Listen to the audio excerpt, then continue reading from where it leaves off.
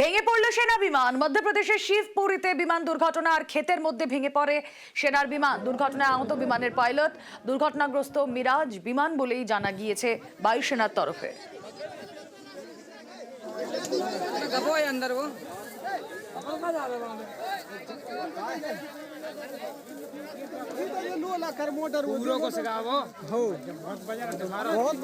ওকে, তোমার কি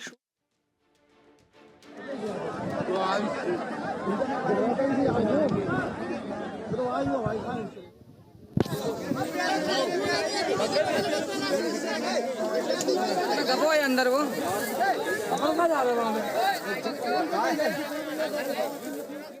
কালীঘাট মন্দিরে সস্ত্রীক পুজো দিলেন হেমন্ত সোরেন। বিশ্ববঙ্গ বাণিজ্য সম্মেলনে যোগ দিতে গতকালই এসেছেন কলকাতায়।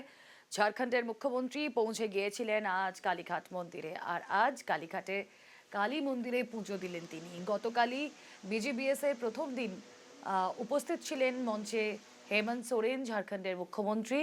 সেখানে রাজ্য সরকারের ভূয়সী প্রশংসা করেন।